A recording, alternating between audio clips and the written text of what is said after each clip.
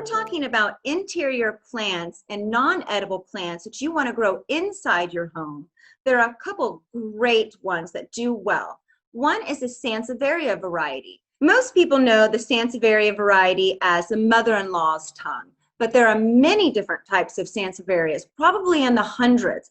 They are great, tough plants. They're low light and low water needs, so they can travel in different areas of your home and utilize spaces that you might not have otherwise thought a plant could go. Also, another interior plant that is a great plant to have inside is a SCHEFFLERA. They are beautiful multi-leaf plants that are tree-like.